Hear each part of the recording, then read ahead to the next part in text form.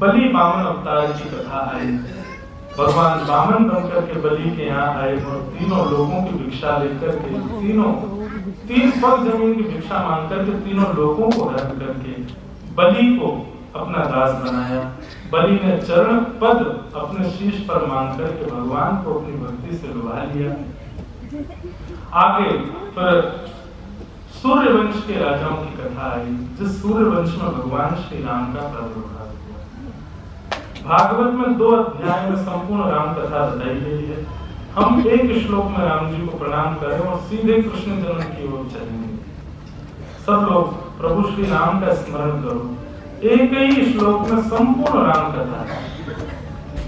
गुरुवर्धे तक्षराज्यो व्यचधर्मन् पद्मपद्भ्यां प्रियाय पाणिस्पर्शाक्षमाभ्यां व्रजरथसर्वो योगेन्द्रानुजाभ्यां वैरूप्याशुर्पणख्यां प्रियविरहर्षा रोपितभ्रूविजम्भ तस्माद्भिर्बद्धसेतु भरतवदः कौशलेन्द्रोवतां राजा रामचंद्र भगवान की जय।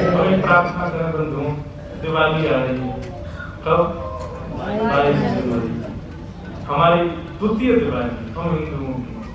प्रभु श्री राम अपने नव मंदिर में विराजमान होंगे। ये उत्सव का दिन है। जिस प्रकार बंधुओं दिवाली पर आप सब लोग अपना घर सजाते हैं, इस बार भी 22 जनवरी को निश्चित सजाइएगा। जहाँ कहीं भी रहे अपने घर पर जैसे दीपोत्सव के दिन वो वाली दीपावली पर तो आप पटाखे फोड़ते हो, अब की वाली दीपावली पर कीर्तन करिएगा। अब की वाली दीपावली पर घर को सजाना सुंदर, और सब घर के लोग उस दीपावली पर लक्ष्मी गणेश की पूजा करते हैं। इस बार प्रभु श्री राम के मंगल स्वरूप को अपने अपने घरों में विराजमान करना, उनका खूब स्वागत करना। प्रभु श्री राम पुनश्च अपने नव मंदिर में विराज रहे हैं। उस दिन तो हम आपसे बात नहीं कर पाएंगे, इसलिए आज ही कह रहे हैं बधाई हो, बधाई हो, बधाई हो, बधाई हो। प्रभु श्री राम के नव मंदिर की आप सबको बहुत बधाई।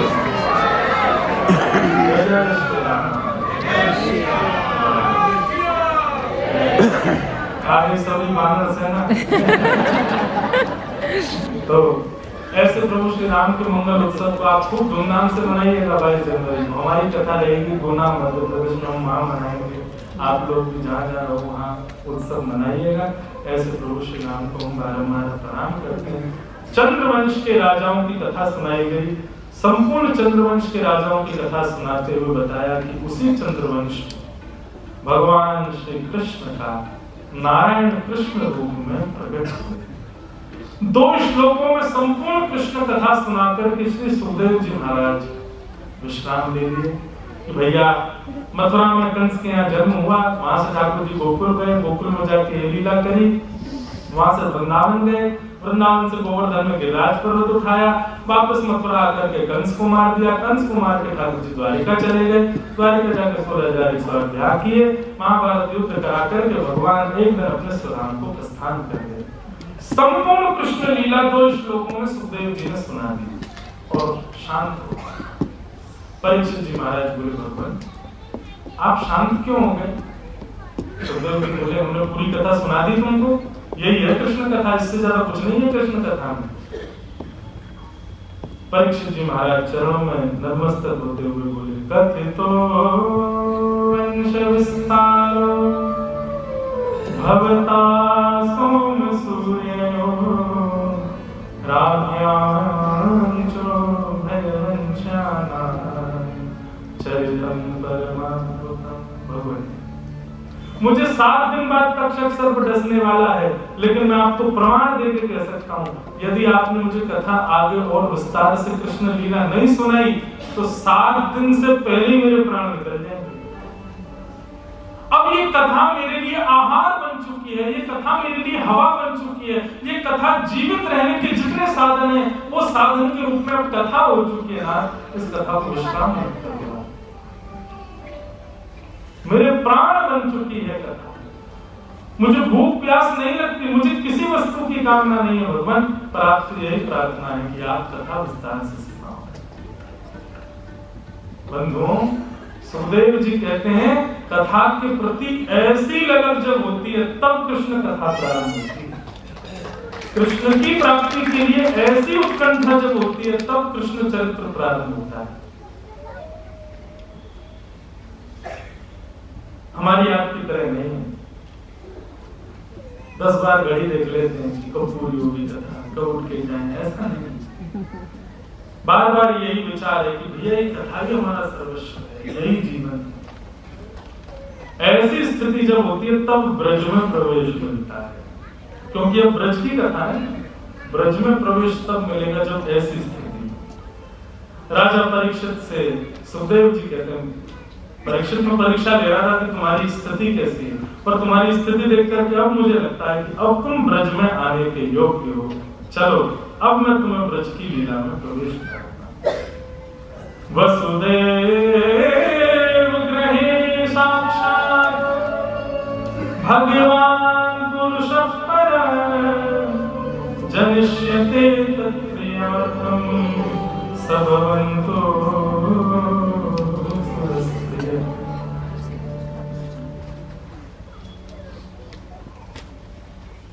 भगवान ने आकाशवाणी करते हुए पत्नी को आश्वासन दिया कि वसुदेव जी के घर साक्षात मेरा अवतरण होने वाला है, आप प्रतीक्षा करो।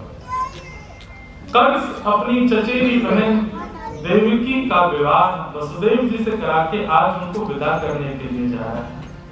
तभी आकाशवाणी हुई और आकाशवाणी में देवताओं ने आज्ञा कर दी, बोले कंस जिस बहन को तुम विदा करने जा रहे हो इसी का 8वां बालक, 8वां गर्भ तुम्हारा काल, तुम्हारी हत्या करेगा, तुम्हारा नाश करेगा।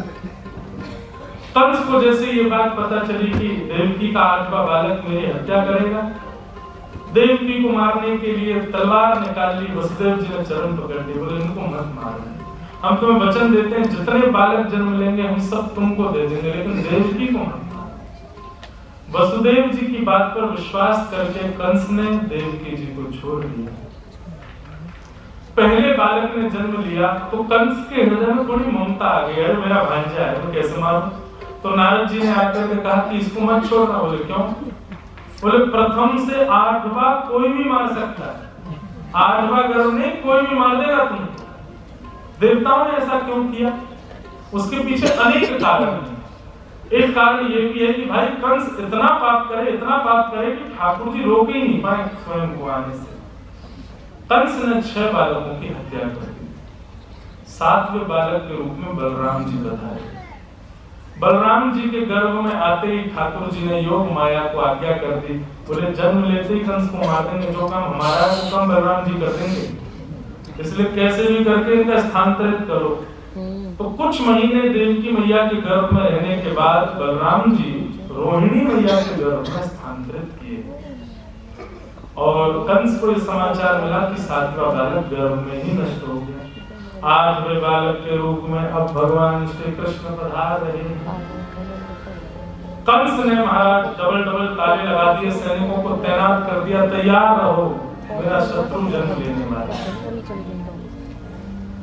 भादों का महीना, अष्टमी तिथि, मंदम मंदम जलधारा, मंदम मंदम जलधारा गिर रही है और जैसे ही अर्धरात्रि हुई, अर्धरात्रि में चंद्रमा बिल्कुल मध्यस्थ जैसे ही पहुंचे हैं।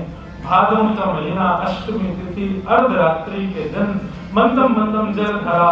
भागवत में वर्णन है वायु में भी चंदन की सुगंध आ रही है, मद्राचल पर्वत से चंदन की लकड़ियों की सुगंध लेकर के वायु बह रही है।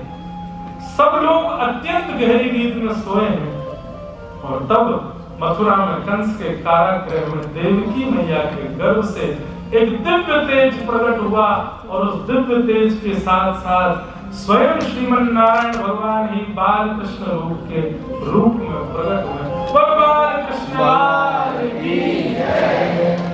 सब लोग हाथ जोड़ो और अरे अभी खाली नहीं, कंस उठ जाएगा। अभी ठाकुर जी को पहले गोकुल पहुंचने दो। अभी मथुरा में जन्म हुआ, जब गोकुल पहुंचे तब खाली हो जाए।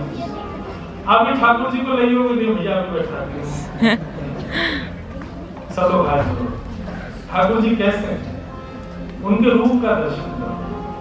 तमद्भुतं बालकमम्बुजक्षणं चतुर्भुजं शङ्खगदायुधायुधं श्रीवत्सलक्ष्मं गलसौभगौस्तुभं पीताम्बरं सान्द्रपयोधसौभगम्। ठाकुर जी नन्हे से ही हैं, पर चतुर्भुजम, चार भुजा धारण करके प्रकट हुए। और केवल चार भुजा नहीं है, चारों भुजाओं में भी आयुध लेकर के ठाकुर जी आए, पीताम्बरी पहन करके आए, गले में कौस्तुभ मणि पहन करके आए, मुकुट पहन करके आए, शंख चक्र गदा हाथ में सुशोभित हैं। देव की मैया ने पहले दर्शन करके प्रणाम किया, बलैया लेने लगे, लेकिन फिर कहने लगे ठाकुर जी आप तो पिताजी बन के आए, लाला बन के नहीं आए। कपड़ा उपड़ा पहन के बिल्कुल आयुध हाथ में लेकर के ऐसे कौन बालक आता है? बोले मैया जन्म लेते ही बालकों को मारने मामा कंस आ जाता है, इसलिए हम तो पूरे शंख चक्र गदा सब संग लेकर के आए, आते ही मामा को मार देंगे। देव की मैया ने जिज्ञासा की, लेना एक माँ का सबसे बड़ा सुख होता है बालक को जन्म लेते ही अपने आंचल में भरना और अपने पयोध का उसको पान कराना। मेरे 6 बालकों के प्रसव काल में कंस मेरे सिर पर आकर खड़ा हो जाता था और गर्भ से बालक निकलते मैं देख नहीं पाती थी, कंस मार देता था। इतना कष्ट मैंने सहा, लेकिन इस कष्ट को सहने का बल केवल एक आशा रखती थी कि अष्टम गर्भ में आप पधारोगे तो आपको हृदय से लगाऊंगा, आपको अपना पयोधर दिलाऊंगा। आप 4 भुजा में आए हो, ऐसे बन के आए हो, कैसे गोद में बोला? ठाकुर जी बोले भैया यदि आपकी भावना की पूर्ति के लिए मैं 2 भुजा अंतर ध्यान कर लूं, बालक बन जाऊं, आपके पयोधर का पान करूं, तो फिर मैं पूरी लीला करूंगा, ब्रज जाऊंगा, 11 वर्ष 56 दिन गोपियों के संग बढ़िया आनंद करेंगे, ग्वालों के संग लीला करेंगे, और फिर 11 वर्ष का विरह आपको सहना पड़ेगा। 11 वर्ष बाद लौट करके आऊंगा, तब आपको मेरा दर्शन होगा, मंजूर है? देव की मैया बोली एक क्षण का ये ठाकुर जी की लीला है। मैं कल भी कह रहा था ना, ठाकुर जी पहेली है भैया, या तो श्री कृष्ण की शरण में आओ, नहीं आओ तो ये लगना पहेली खेलेंगे। मतलब देव की मैया के क्षण भर की इच्छा पूर्ति के बाद वो 11 वर्ष का विरह देने वाले हैं उनको। लेकिन देव की मैया बोली मुझे मंजूर है ना, मुझे विरह मंजूर है, पर एक बार आप मेरे आंचल से लग जाओ। ठाकुर जी नन्हे से हो गए, 2 भुजाएं का ध्यान कर दी, बिल्कुल एक कोमल छोटे से बालक के भांति ठाकुर जी ने रूप धारण कर लिया। देव की मैया ने गोद में उठा करके अपने पयोधर का पान कराया। यहाँ से ठाकुर जी पयोधर पान कर रहे थे और देव की मैया के अश्रु जल ठाकुर जी के श्री अंगों पर दे रहे हैं। कितना सुख मिल रहा है। मैया को सुख देने के बाद ठाकुर जी ने आज्ञा की, पिताजी अब आप हमको ले चलो। बोले कहाँ? बोले अभी नंदरानी यशोदा ने गोकुल में एक लाली को जन्म दिया है, अब तथा ब्रजभाषा में होगी, ध्यान से सुनिए। अभी नंदरानी ने एक लाली को जन्म दिया है गोकुल में, आप ले जाकर के उनको वहां सुवाए दो और माते वाला लाली को ला करके कंस को दे दियो। वसुदेव जी बोले आप तो ऐसे बोल रहे हो जैसे ये तो कोई गाजर मूली तोड़ने वाला काम है। हाथन में हथकड़ियां, पैरन में बेड़ियां लगी हैं, इतने द्वारपाल और ये सब ताले वाले लगे, कैसे लेके जाऊंगा आपको? ठाकुर जी बोले इसी भय में ही भक्त मेरे आश्रय नहीं हो पाता। घर का बंधन, समाज का बंधन, ये सारे बंधनों को गिनाता रहता। ठाकुर जी कैसे आऊंगा, इतने बंधन है। अरे बंधन मत गिनाओ, मेरे चरण पकड़ो, बंधन तोड़ने की जिम्मेवारी मेरी। बंधन मत गिना के रखो, ये कारण, ये बंधन। अरे आप आओ तो सही शरण में। पिताजी आप मुझको गोद में ले तो सही, पहली बंधन दिखा रहे हो मुझको। जैसे वसुदेव जी ने ठाकुर जी को गोद में लिया, आपकी हथकड़ियां खुल गई, पैरों की बेड़ियां खुल गई, चट सारे ताले खुल गए, सारे द्वारपाल गहरी निद्रा में सोए हैं, सारे बंधनों को खोल दिया ठाकुर जी ने। ठाकुर बोले आप ले चलो। और वसुदेव जी ठाकुर जी को लेकर के गोकुल जा रहे। मंदम मंदम जलधारा गिर रही है आकाश से। शेषनाग छतरी बनकर के ठाकुर जी के पीछे चल रहे हैं। यमुना जी में समुद्र के भांति लहरें उठ रही हैं। क्यों? बोले आज पूरे विश्व भर की नदियां यमुना जी में आई हैं ठाकुर जी का दर्शन करने के लिए। जैसे ही वसुदेव जी ने प्रवेश किया, यमुना जी ने एक लहर के माध्यम से ठाकुर जी के चरण स्पर्श करके मार्ग प्रदान कर दिया। वसुदेव जी ठाकुर जी को लेकर के गोकुल पहुंचे। गोकुल में भी सब गहरी निद्रा में सोए हैं, योग निद्रा में सब सोए हैं। नंदरानी के भवन में जाकर के एक नन्ही सी बालिका सोई थी, उसको उठाकर के ठाकुर जी को वहां बुलाया और बालिका को लेकर के जैसे मथुरा आए, सारे ताले लग गए, बेड़ियां लग गई, हथकड़ियां लग गई, दरबान सब उठ गए और बालिका रोने लगी। ठाकुर जी का आश्रय लोगे सब बंधन टूट जाएंगे और जैसे ही माया के आश्रय में जाओगे सारे बंधन फिर पकड़ोगे। यही है माया और ठाकुर जी। कंस दौड़ा दौड़ा आया, मेरा मेरा शत्रु मेरा शत्रु मेरा शत्रु। कंस बोला ये बेटा हुआ तो बेटी कैसे हो गई? देवकी मैया बोली बेटी है इसको छोड़ दो। द्वार वालों ने कह दिया, बोले महाराज आपने बेटी समझ कर छोड़ दिया तो फिर इस बेटी का बेटा मारेगा आपको, फिर आप भयभीत रहोगे जीवन भर, मार ही दो। कंस ने पकड़ करके चरण और जैसे ही पृथ्वी पर फेंका, अष्टभुजी देवी भद्रकाली के रूप में वो बालिका प्रकट हो गई और प्रकट होकर के कंस के सिर पर पादक प्रहार करते हुए आकाश को प्रस्थान कर गई और बोली कंस जिसके भय से तुम बचना चाह रहे हो उसने तो ब्रजमंडल में जन्म ले लिया और तुम्हारा अंत वही करेगा। कंस बोला एड्रेस बता जाओ, कहाँ लिया? ये हंसने में सत्य में पूछा उसने तो योग माया का कहाँ लिया है ये नहीं बताऊंगी, लेकिन लिया 84 को उसके ब्रज में। अब यहाँ कंस ने महाराज राक्षसों की मीटिंग बुलाई, ढूंढो मेरे शत्रु को। अब कंस को करने दो मीटिंग, आप चलो मेरे संग गोकुल। सब ब्रजवासी प्रतीक्षा में है कि अब के बाद भैया नंद बाबा के लाला होएगो। नंदरानी यशोदा, उनकी दो ननद है, एक को नाम है नंदा, दूसरी को नाम है सुनंदा, मतलब ठाकुर जी की बुआ। 6 महीना से डेरो डाल के पड़ी है महाराज भाभी की सेवा में। तो क्यों लाला होएगो तो घर वाली मेवा मिलेगी। आज सवेरे सवेरे जैसे ही देखी महाराज की अभी तक नंदरानी अपने भवन से बाहर न आई, कहा गयो। जैसे ही जाकर के देखी तो नंदरानी के बगल में चदरिया ओढ़ो नेक सो नीलमणि जैसा बालक कुल बुलाए रहे हो, अपने हाथ पामन को चलाए हो, लेकिन चदरिया ओढ़ रखी है, पता ना चल रही कि लाला की लाली। नंदा सुनंदा दोनों पहुंच गए, दोनों ने जाके अरे देखियो कैसे नीलो नीलो सो बालक है और नीलमणि जैसा नील रत्न जैसा बालक है। जब तक ठाकुर जी का नामकरण नहीं हुआ था ना तब तक ठाकुर जी को सब नीलमणि बोलते थे ब्रज में। अरे नीलमणि घूम रहा भैया, हमारा नीलमणि जा रहा है, नीलमणि। ठाकुर जी नीलमणि की तरह चमक रहे हैं। 21 बार हरिशरणम को जापते हो, हरिशरणम हरिशरणम हरिशरणम, और जैसे ही चदरिया हटाई महाराज नंदा सुनंदा बोली है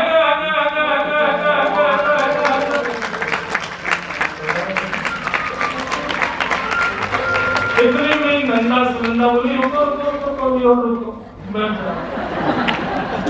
बोले कहा? बोले सबसे पहले ये खबर जाके नंद बाबा को देंगी, अभी हल्ला मत मचा। थोड़ी नंदा सुनंदा जैसे ही गौशाला में पहुंची, बाबा माला जप रहे, अभी तो भयो ना है, अभी तो भयो ना है, अभी तो भयो ना जाने तो बोल को। नंदा सुनंदा ने जाके घेर लिए, बोले बाबा है बोले कहाँ गए हो? बोले पहले ये बताओ कहाँ मिले हो? बोले जो मांगेगी सो दोनों बता तो सही कहाँ गए हो? बोले 9 लाख को आज चाहिए गरीबारो। बोले 9 लाख को ना 16 लाख को दूंगा, तू बता तो सही कहाँ गए हो? बोले आपने इतने ब्राह्मणन की सेवा करी, इतनी गौवन की सेवा करी, ब्रजवासी की इतनी सेवा करी, यमुना मैया की कृपा से बाबा 80 वर्ष की आयु में आपके घर नीलमणि जैसा लाला जाएगा है। बधाई हो, इतनी रूखी बधाई, अरे जोर से बजा दो। बधाई हो, बधाई हो, बधाई हो। नंद बाबा प्रसन्न हो गए, सब गुजराती आनंद में भर गए। सबको पता चली महाराज सब ऐसी आनंद रहा है। अब सुनो, अब आप लोगों से प्रार्थना अब सुनो नेक्स्ट सुनो, एक बात सुन लो, पर आप सुनो कि नहीं कुछ। आप जहाँ खड़े हैं वहीं नृत्य कीजिएगा, आगे ज्यादा लोग बताना है ना। पूरे ब्रजमंडल में हवा की तरह बात फैल गई और महाराज सब भाव से गा रहे हैं, ओ ब्रज में है रही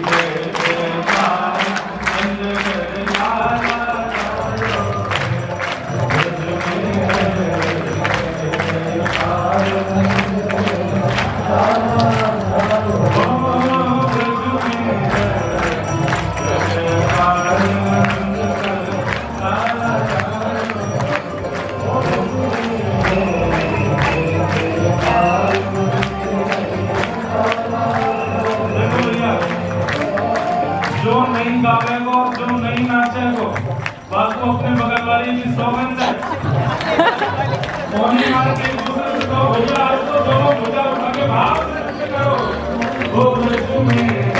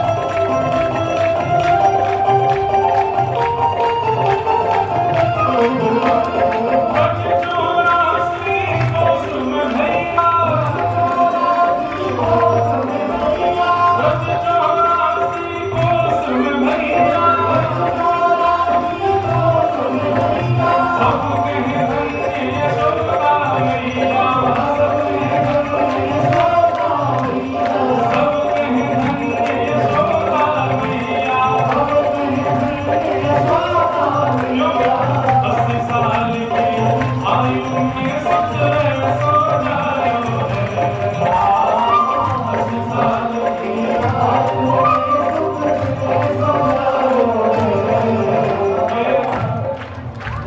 जो बधाई लूटने में व्यस्त हो गए हैं, ये जो बधाई लूटने में व्यस्त हो गए भैया, आप सबन को सौगंध है, बिना नाचे बिना गाए बधाई लूटोगे तो पेट में दर्द है यार। ऐसे बधाई ना लूटनी और सुनो भैया, बधाई कम लूटा, अभी तो बहुत लंबा उत्सव करना है, सब लोग बधाई लूटने में रहते हैं। ऐसे नहीं, बाहर से भुजा उठा के गाते हैं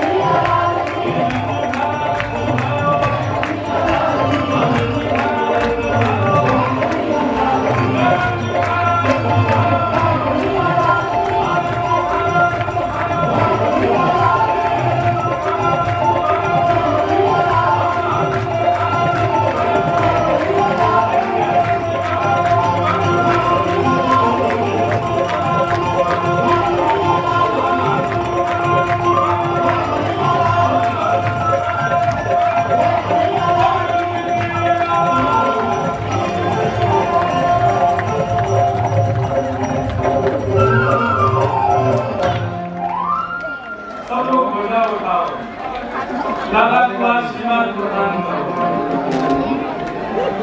ओ जियो श्याम लाला, जियो श्याम लाला।